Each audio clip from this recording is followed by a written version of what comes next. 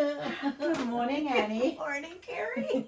Good morning, everybody. Hi. New location. It is. So the church is occupied. Well, Yep. we're trying to get set up for a celebration of life. Yep. And so we have folks moving in and out. Mhm. So we've sort of sequestered ourselves into this tiny wee room here at St. John's. Yep. Here we are. And we are so excited to be with you. Yes, because it is Friday, October the 7th, and it is time for Crumbs from the... Pop Tarts. Here we are. There we go. Ta-da. And So, we were laughing because we're so close. so close I together. feel like I'm almost on a plane. I know. You know?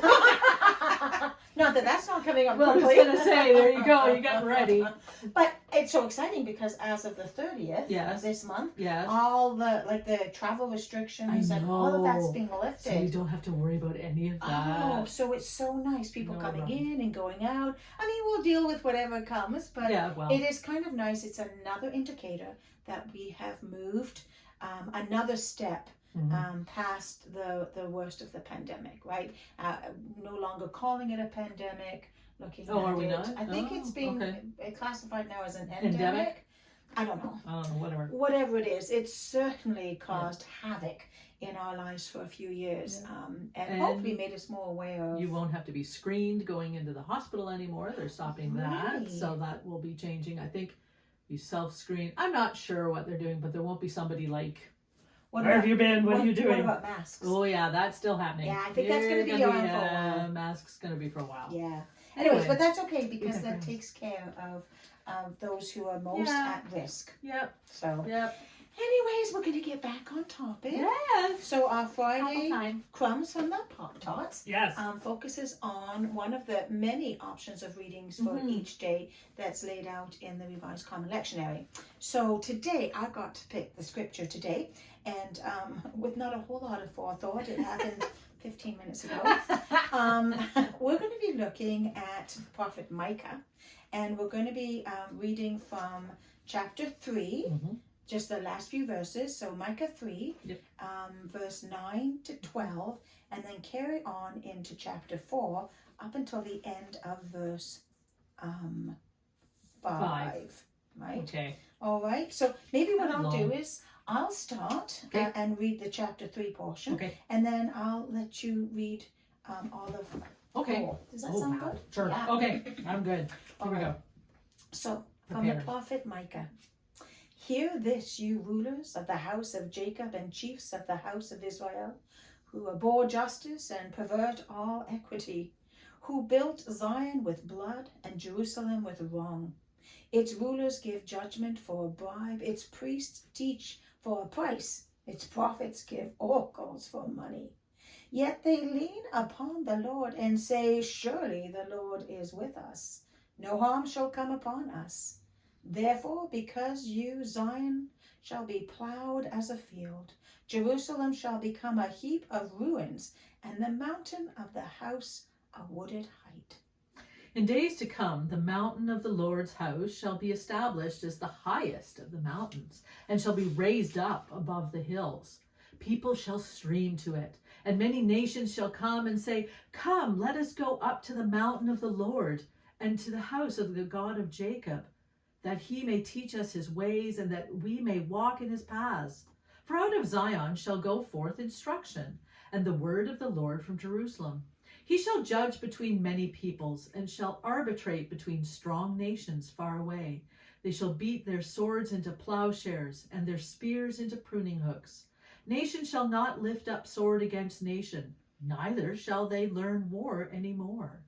But they shall all sit under their own vines and under their own fig trees, and no one shall make them afraid, for the mouth of the Lord of hosts has spoken.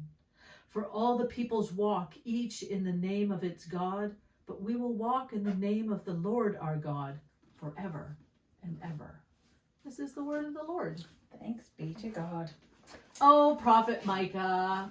Prophet Micah was a minor prophet, so he wasn't one of the big dudes, but he well, he kind of was, but he had a powerful voice. he did, and he received the word of God, and that's usually what a prophet does, and then he shared it. Yeah. But, I mean, the part you probably are going, oh, where have I heard that before? Well, many songs have been written about verse 3. Yep. Chapter 4, verse 3. He shall judge between many peoples and shall arbitrate between strong nations far away.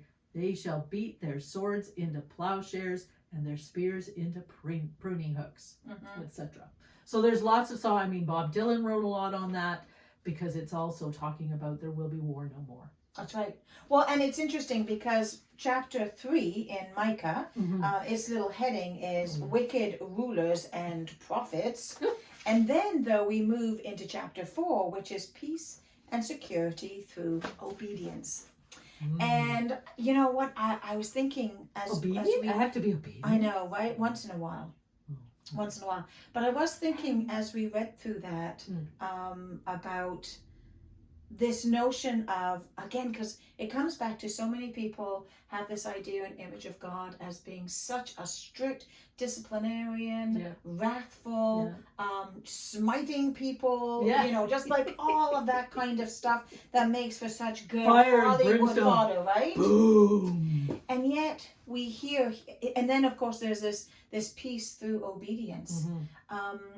But I think of the torment we feel when we're out of step with God and out of step with one another. Okay. Right? Yeah, okay. And how much turmoil that goes on inside us. It's almost like, you know, the crashing waves that we've seen on Lake Huron over the last few days, and the noise of it, and the dampness and the ferocity. Yeah.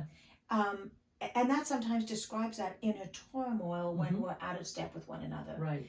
And peace comes through obedience or just through calming the waters. There you go. I was just going to say, it's calming the waters, and obedience or being in right step or right relationship with one another brings that peace back. You know, if you've had a bit of an argument, and then you make up, and it's like, oh, I feel so much better for getting that out. I did that okay. And you know what? Thinking about between turmoil and obedience, and trying to buck the system takes a lot of energy. Yeah. Like you have to really think and have to worry about it, and then it's kind of like, oh, am I doing the right? Yeah, but I don't care. I'm gonna do whatever. But that takes energy, right? Being obedient doesn't, because you know what you need to do. Just do what you need to do, and the end, like all of that is taken away. The worry, the energy is taken away. You just do what you need to do. Yes. It's all fine. Yeah. You don't have to worry about what else is going on. Well, you think about how much energy it takes to feed anger, right? And to feed to feed that sense of discontentment. Absolutely, right? I think of how one stokes a fire, right? Yeah. One doesn't just sort of sit back and let it gently burn. No, one's shoveling coal in there or heaping more pieces of wood on it. Or, you know, if you're really living dangerously, you're squirting some accelerant on that. Seen that around the bonfire once or twice. That's kind of exciting. And so you're constantly having to feed that. Yeah, but think about that. If you blow some accelerant on it, like, you know, whatever, a barbecue lighter or something, it flares up and then it comes back down again really quickly. True. But if you stoke it, if you stoke it slowly, it slowly builds and builds and stays at that level, right? Because you're tending it from beneath. That's the way I look at it. Because when I stoke a fire, I tried to get stuff underneath it. Where when you're pouring accelerant on it, you're going from on top, and it flares up and burns, and then really as quickly, right? Oh. So we could go somewhere with that.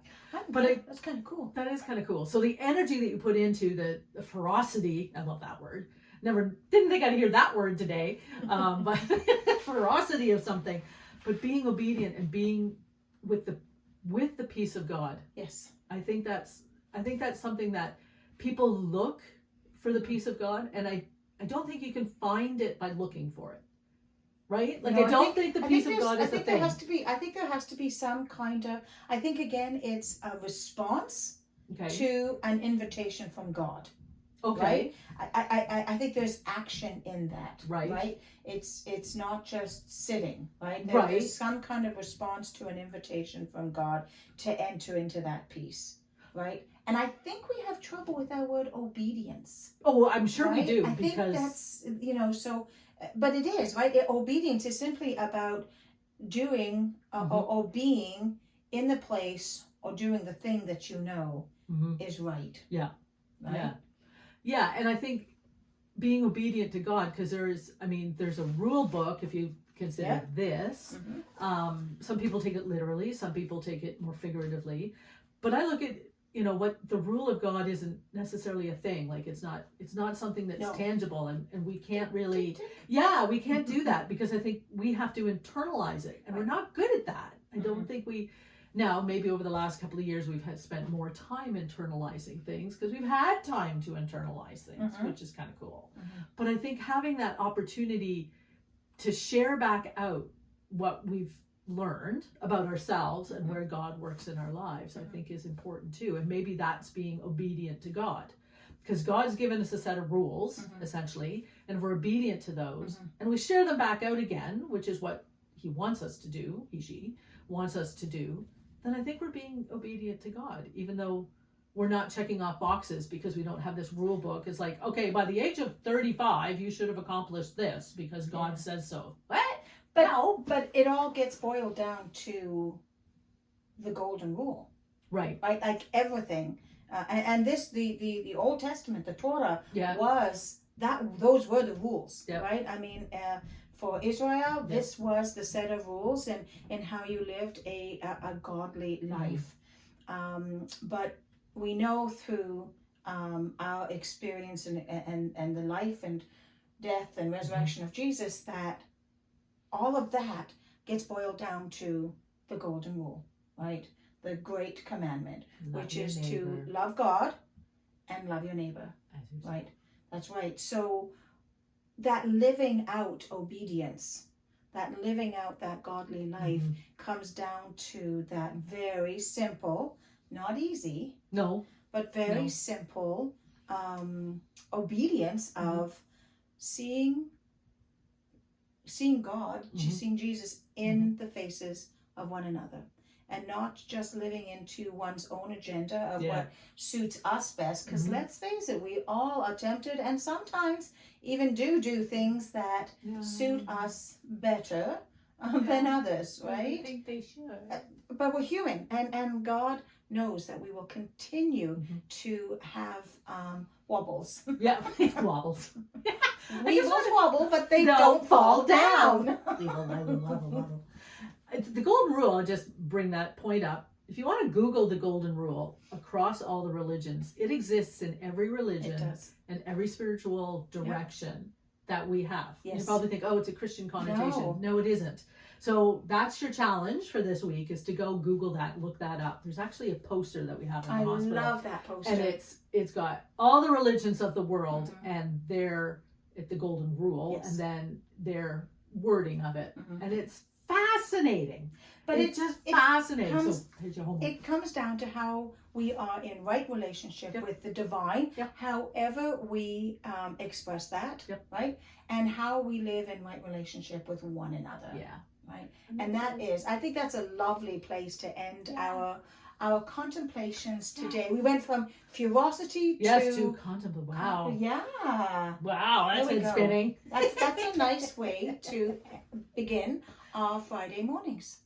So blessings on your day. I hope you have a fabulous weekend. Looking forward to seeing many of you out at church on Sunday. And take care until we see you again. So take care and God bless.